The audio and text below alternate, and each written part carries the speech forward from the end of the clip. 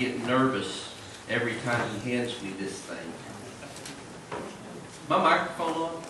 Okay, I just couldn't hear myself. So, before we get started this morning, first of all, I just want to, I got a chance to look at the sermon that Daniel did last Sunday while I was gone, the introduction for this lesson, and I just wanted to take this opportunity to publicly thank Daniel for the job that he did. Excellent job of introducing this.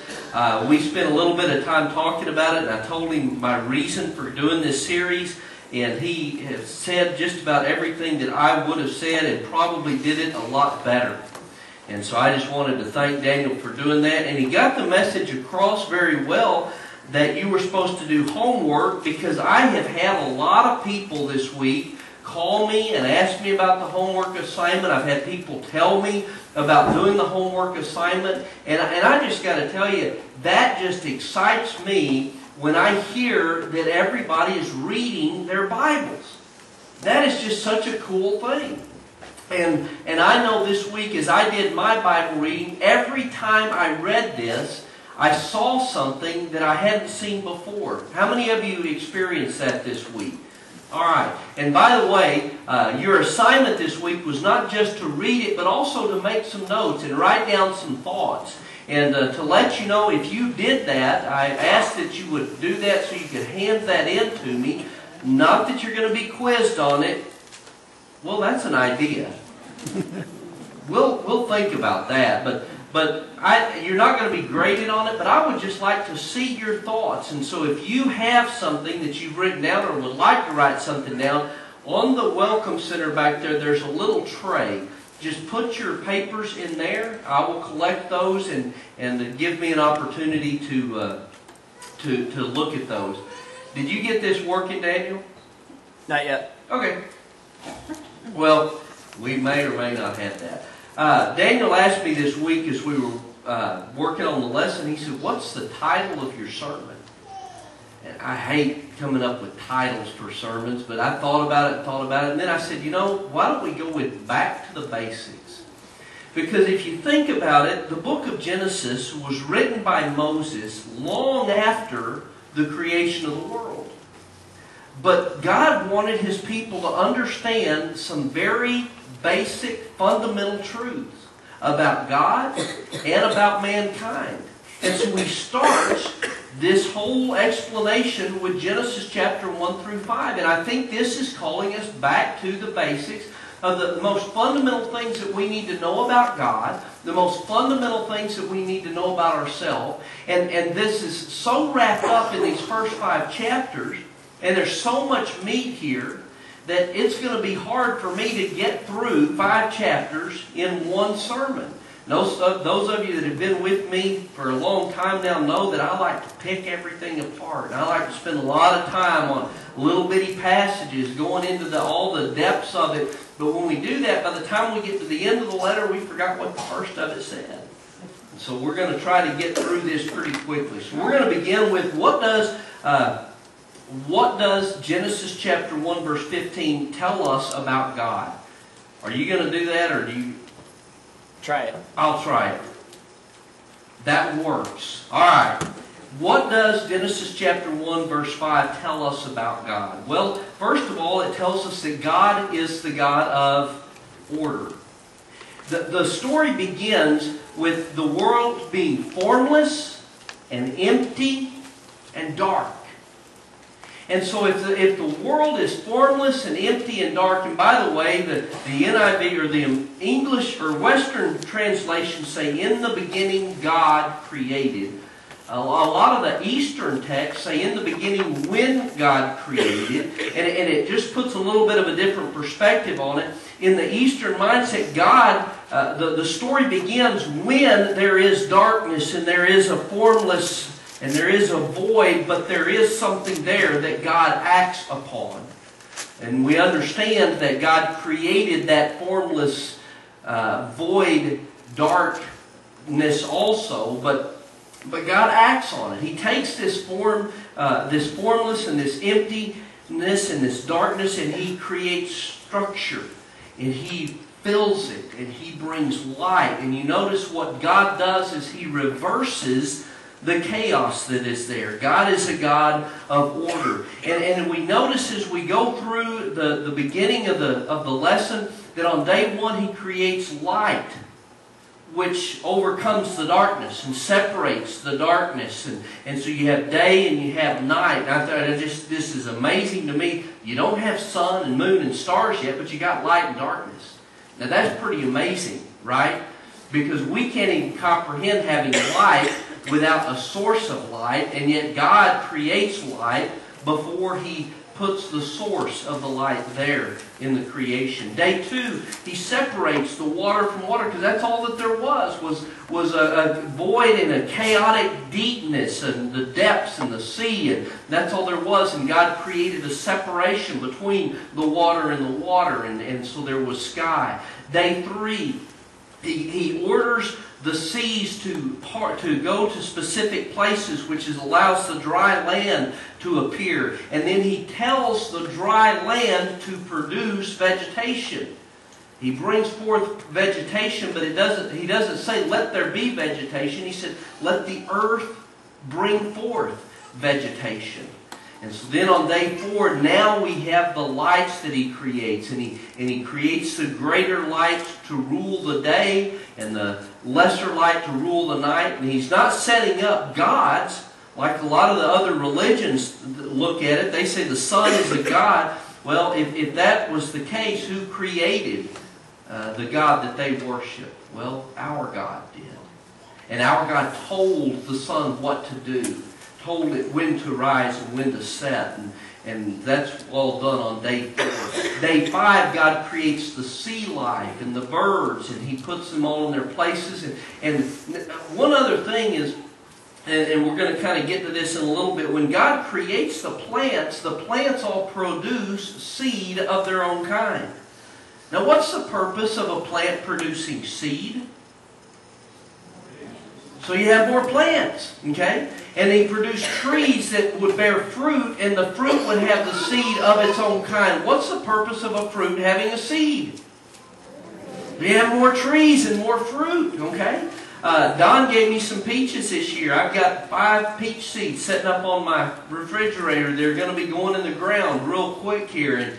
And the reason for that is because those were some of the best peaches I've ever had. The kind that you bite into and juice just runs down your stomach. It shouldn't hit your stomach. It ought to fall straight to the ground, but my stomach comes out a little further than it ought to. So anyway, remind me of the peaches I grew up eating from the hill country down there in Texas. Just awesome. So I'm going to plant some of those. And I'm glad that God made fruit with seed of its own kind. But it all has to do with perpetuating life. The sea creatures and the birds of the air would produce after their own kind. And then in day 6 we have living creatures that produce after their own kind. And we have man produces after his own kind.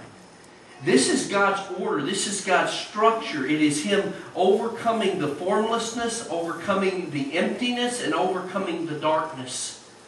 He brings light. He fills the land that He has structured. So God is the God of order. But also in this we see that God is the God of life. First of all, on that 7th day, He rested from creation. Now I want to let you know that when it says that God rested from His work, it wasn't like God said, man, I got to have a nap. See if there's a football game on or something. It's not that he rested as in He was tired. What it means, and literally, is He ceased from His work. He was done with creation. Everything that needed to be created had been created. When we get to the end of chapter 1 and in the beginning of chapter 2, everything that was done was done. And so God rested. He organized everything to support life, which I think is very important for us to notice. Everything had food. The animals had food. Man had food. So there was food. There was water. But then something else that's important is that there was man. And I don't think we realize how important man is in the structure and the form of what God created. Did you notice where it said that there was no shrub because there was no water and there was no man. It's in chapter 2, verse 5. There was no shrub on the earth because there was no water and basically because there was no man. And I'd never really thought about that before, but God intended for man to oversee the things that grew, to maintain them, to work the things that had grown. And so before He brought about the vegetation that He had already created and placed into the ground, before He brought that about, He had to have man to take care of things. And so after that, in chapter 2, verse 5, it says that a mist came over the ground. NIV says that, I think, streams rose up and covered the ground, but you do have the earth, or the water that comes, and then you have God creating man.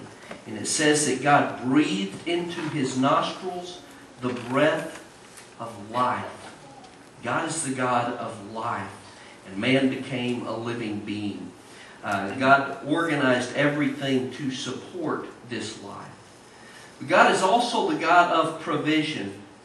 And I want us just to kind of briefly look at the things that God provided. First of all, God looked at man and saw that there was no suitable helper for man. Now, the word suitable there really means, before I misquote myself, let me look here. The word suitable means similar or corresponding. Okay, when God had all of the other animals come before Adam, and Adam named them all, you know, a bull, there was a cow there. And cows and bulls look real similar, don't they? And by the way, just so that you know, just because a bovine, which is a cattle thing, just because a bovine has horns doesn't mean it's a bull. Okay? There are some cows that have horns also. Okay? There's another body part that is necessary for it to be a bull. And you can ask somebody else about that. I'm not going to go into that right now. But you had bulls, you had cows, you had rams, you had ewes, you had male dogs and female dogs. Let's just put it that way, okay? And so you had, but they all look alike. They're all similar. But for man, there was no similar corresponding helper. And so from man's side, he makes woman. And it says he took from the man's side. It doesn't actually say rib. It just says he took from the man's side and he built a woman. In the same place it says from the dirt, the dust of the ground, God created all of these other things. The only thing that wasn't created from the dust of the ground was woman. It was built from the side. So you can say that women really are built. All right, yeah. Yeah. All right, moving right along. No, God is a God of provision. No suitable helper was made, and so He provided a suitable helper for man. God also provided law. God provided rules and regulations. Don't eat of this tree. Because when you eat of this tree, something is going to happen. And so then God also created clothing for when mankind decided not to obey the law. God is a God of provision. God also provided instruction. And I want us to turn here. There's a couple of places that we're actually going to read. One of them is in chapter 4, beginning in verse 1. I think this is very important for us to see when it comes to the provision of God. In chapter 4, verse 1, it says, Adam lay with his wife Eve, and she conceived and gave birth to Cain, and said, with the help of the Lord I have brought forth a man. Later she gave birth to his brother Abel. Now Abel kept flocks, and Cain worked the soil. In the course of time, Cain brought some of the first fruits of the soil as an offering to the Lord. But Abel brought the fat portions from some of the firstborn of his flock. And the Lord looked with favor on Abel and his offering, but on Cain and his offering he did not look with favor.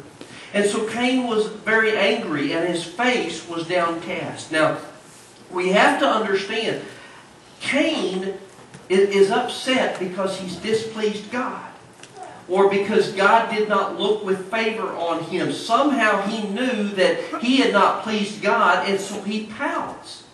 He gets upset, and he goes off and he pouts like a little kid. And God comes to him as a father and tells him a very important lesson. The Lord said to Cain in verse 6, "Why are you angry? And why is your face downcast? If you do what is right, will you not be acceptable?" Cain, you don't have to be upset. There's a way to make this right. All you got to do is do what's right. Now, is that not a loving father speaking to a pouting son? And then he says, "But if you do not do what is right, sin is crouching at the door and it desires to have you, but you must master it." He's telling this creation of his, you've got to just do the right thing. And you can master sin. And so God gives this loving instruction to Cain. Of course, we know that Cain did not heed that. But as a God of provision, then God provides mercy. When Cain is told you're going to have to work the land and the land's not going to be good to you and you're going to be driven out of my presence, Cain says, that is more than I can even bear. And so God provides. God is a merciful God. God is a God of mercy in His provision.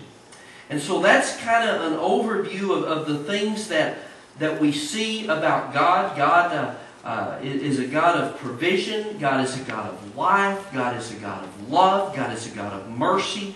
God is a God of order. But in these first 5 chapters also, we need to look and say, well, what does this tell us about mankind? Some of the basic lessons that it tells us about mankind. And the first one, I think, is that mankind is vulnerable to the serpent. The serpent says to Eve, "Did God really say?" Which immediately makes her question what God had said. God had told them specifically, you can't eat from this tree. Don't eat the fruit from this tree because on that day you're going to surely die. That's what God had said to Adam. Now we don't know if Eve was there when Adam was told that. We don't know if Adam told Eve at some point after she came around, "Hey, by the way, that tree there, we can't eat that. God said we can't eat from that tree." But the serpent comes up and asks her, "Did God really say you can't eat from any tree in the garden?" Well, no, that's not what He said. And so she corrects him. And she says, "Well, we may eat from any tree, or we may eat the fruit of the trees in the garden, but," she says, "God did say you can't eat of this tree." But then she says something that God didn't say. She says, "You must not even touch it." Now, there's a lot of stuff that's made over that. It could be that she wasn't there, and Adam, when he is explaining it to her, he said, "That tree right there, don't touch that tree because we can't eat of it." We don't know what happened, but she turns around, she says to Satan, or to the serpent, "We can't eat from that tree, we can't even touch that tree, because if we do, we're going to die." And so then the serpent says to her, "Well, surely you're not going to die." And he distorts what God had said. He makes her question what God had said. And so then it says that the woman saw that it was good for food and that it was pleasing to the eye and that it was good for wisdom. And I want us to think about this. Is it necessary for humans to have food? If you want to stay alive, it is.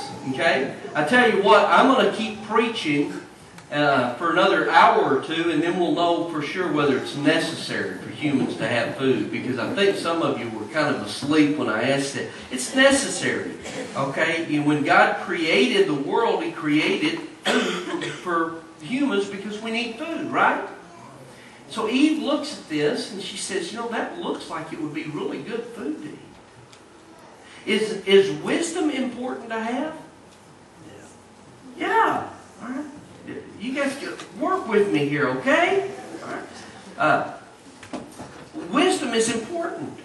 Food is important. Do any of you ever crave food? Did any of you ever get hungry and say, man, I got to have something to eat? Because you know you need food. Did any of you ever think to yourself, you know, I need to get some more wisdom. I'm not very smart. All right. Eve looks at this and she says, it's good for food. It's good for wisdom. I need food. I need wisdom. God created me to need food. God created me to seek wisdom. He's created me like this, and He's given me these desires, and I see it right there, but now God has told me that I can't have it. And the serpent is kind of poking at it, going, you know, well, you can't eat that?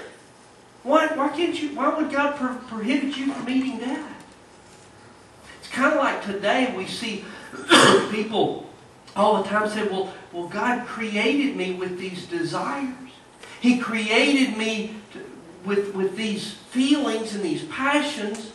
Surely He wouldn't tell me I can't have that. And that's exactly what Eve went through. And the serpent was standing right there saying that same thing. You know, God created you to be hungry. You know you need food. Did He tell you can't eat that? It's a woman being susceptible to the serpent. Looks at it, sees it, questions it, and eats of it. Mankind is vulnerable to the serpent. The reality, what happened in that event, was that their eyes were open, just like the serpent said. You see, we like to think sometimes that the serpent always lies. But he doesn't always lie. He sometimes tells the truth, but he makes the truth, he distorts the truth, he makes it look as though something is better than it really is. It wasn't for Adam and Eve's eyes to be opened. There's a lot of question. You know, it says that their eyes were open and they saw that they were naked. They understood the difference between right and wrong. And that's the next thing. They did become like God, knowing good and evil. In fact, God says they've become like us, knowing good and evil. Now, there's some question, you know, what's wrong with knowing good and evil? Well, it could be that what they knew then was that they could decide for themselves what was good and evil. They now had before they took of that fruit, they only knew good. They only did what God wanted. But now, they get to question and wonder, you know, is this good? Is this not good? Is there a way we can justify it being good, even though that it's bad? Their eyes were open. And they saw things that they really weren't ever intended to see.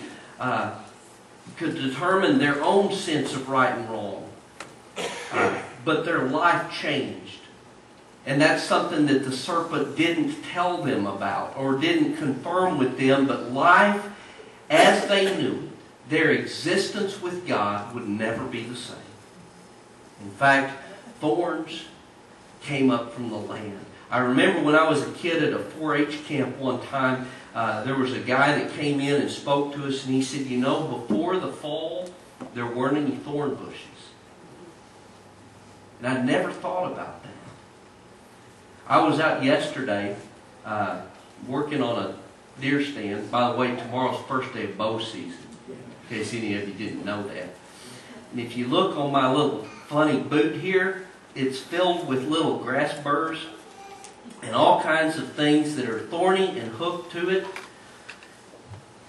And I thought as I was walking through there yesterday and trying to pull this out of some vines that had gotten tangled up in, I thought, you know, if Eve hadn't eaten that fruit, I could walk a whole lot better in the timber, you know.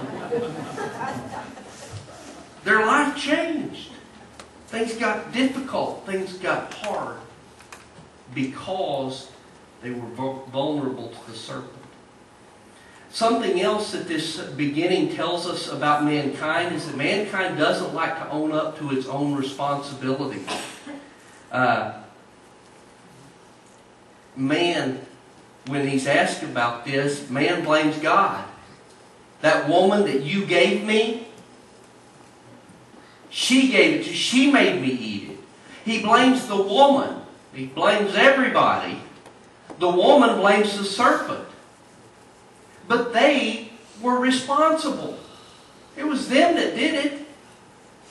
You know, there was that old saying, the devil made me do it. Well, the devil didn't make you do anything you didn't want to. But mankind doesn't like to own up to personal responsibility. Another thing this tells us is that not everyone is going to follow God. And we see that in Cain's lineage. And I want you to turn with me, and we're going to read through this in chapter 4, beginning in verse 15. I know so many people that they'll start reading the Bible. They always start in Genesis, and when they get to the lineages, when they get to the genealogies, that's where they quit. Because so-and-so begat so-and-so, begat so-and-so, begat so-and-so. Gets a little repetitious, and it gets a little boring. But there's really cool stuff in the genealogies. If you look for it, if you see it, if you recognize it. In Genesis chapter 4, beginning in verse 15, "But the Lord said to Cain, not so. If anyone kills Cain, he will suffer vengeance 7 times over. Then the Lord put a mark on Cain, so that no one who found him would kill him. So Cain went out from the Lord's presence, and he lived in the land of Nod, east of Eden. Now Cain lay with his wife." And by the way, those of you who say, where did Cain's wife come from? That God only created Adam and Eve. Well, we're going to get to that in the genealogy here in just a second. Alright? So hold that thought. "So Cain lay with his wife, and she became pregnant, and she gave birth to Enoch. Cain was then building a city, and he named it after his son Enoch.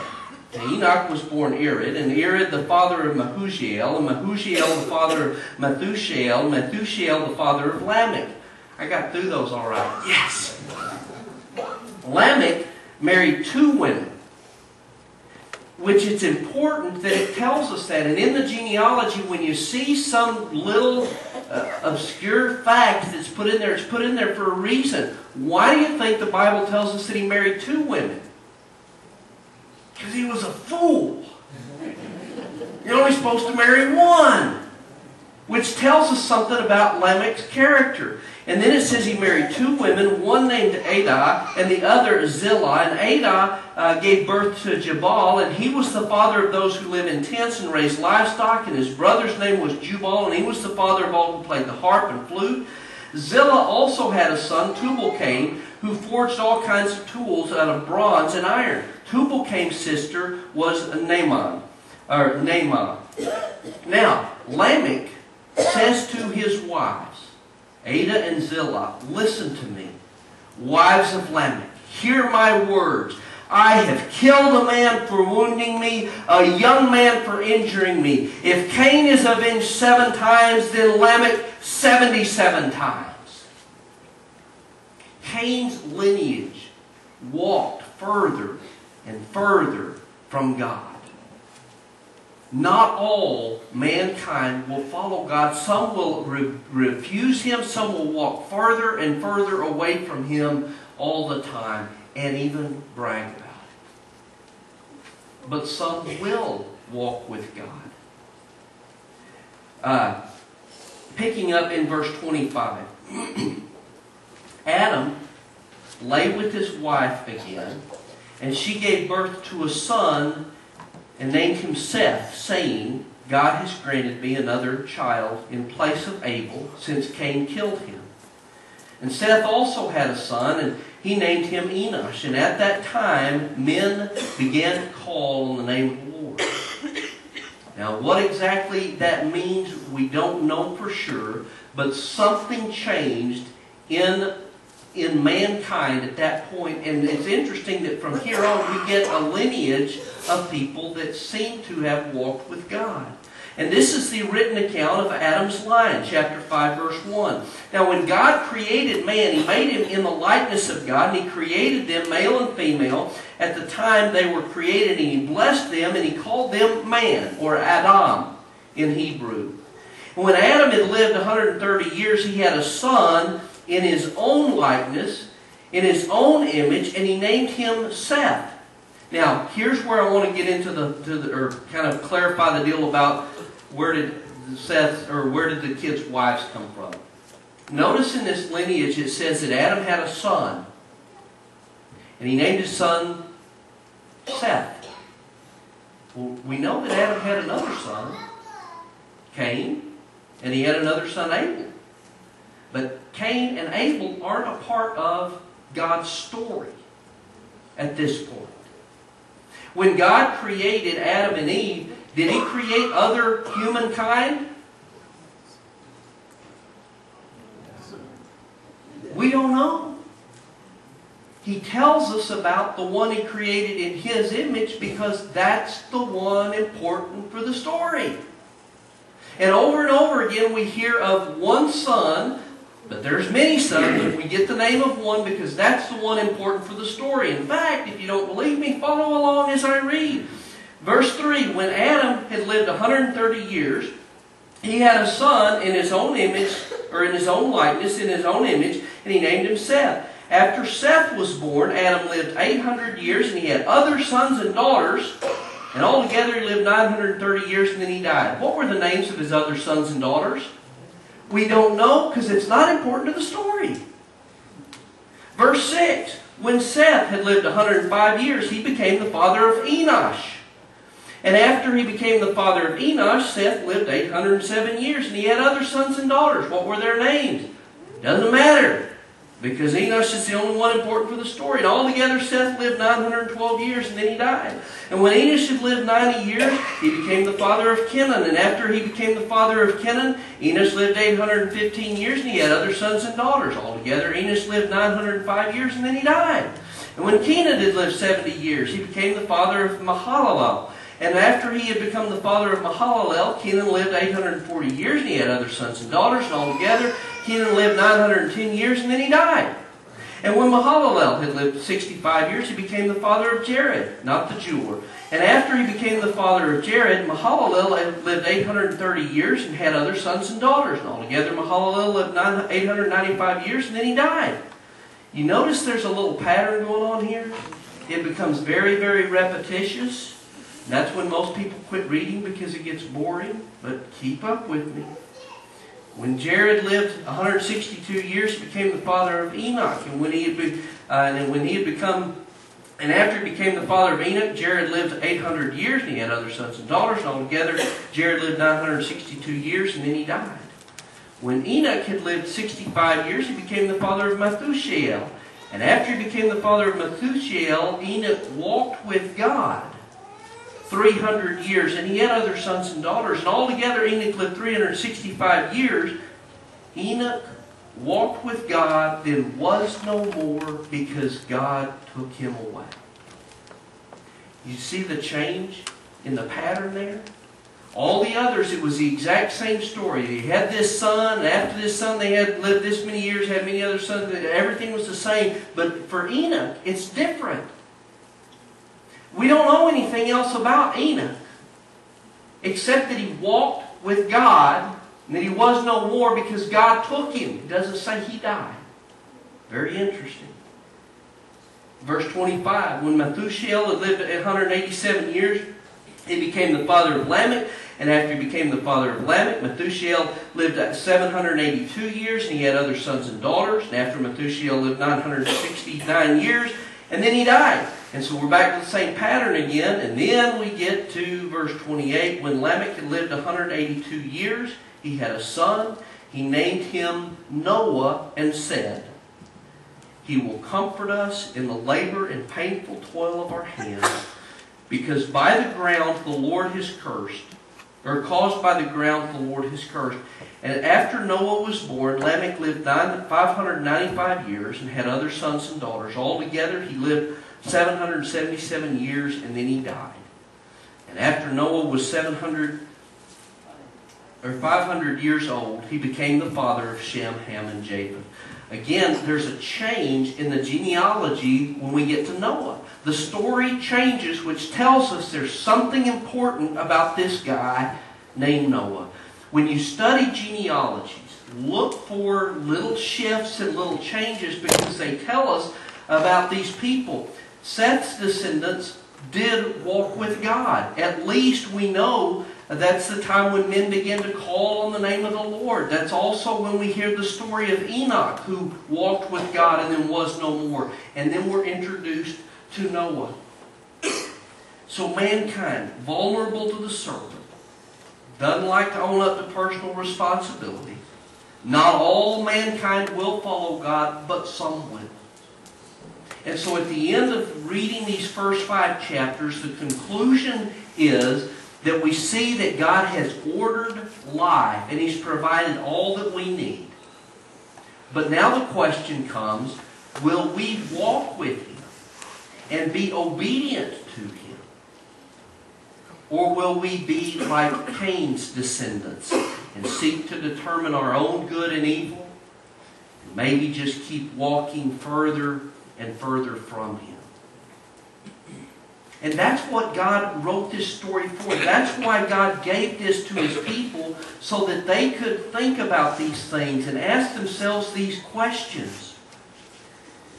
So this morning I want to challenge you, knowing that God created everything here for you and sustains your very life, to listen to Him and walk with Him and be obedient to Him. That's why God gave us this story. Now next week, your assignment is to read the next chapters, chapters 6 through 11. Read it at least 5 times in one sitting. Read it in one sitting at least 5 times throughout the week. And make some notes as you do that. Look for things in that text that maybe you haven't seen before. Little shifts, little changes. Read it in a couple of different translations if you've got that. Try to find out, what does this say about God and what does it say about mankind? Because I'll tell you this, that picture of mankind in the first 5 chapters of Genesis, that's a picture of every one of us in this room. We've all been tempted by the serpent. And we've all given in to the temptation of the serpent. We've all been warned by God, and we've all disobeyed His word. We've all fallen short of the glory of God. But thank goodness God is so gracious and merciful that He sent His Son into this world to die, to wash away those sins. So this morning, if you know that you have wandered from God and you need to restore that relationship with Him, He has provided a way for you to do that. Peter told the early church when they came to him, they said, what do we do? He said, repent, every one of you, and be baptized for the forgiveness of your sins. And by that, you and I can be restored back to that relationship that Adam and Eve separated. So if you're here this morning and you need to be right with God again, we're going to stand and sing a song.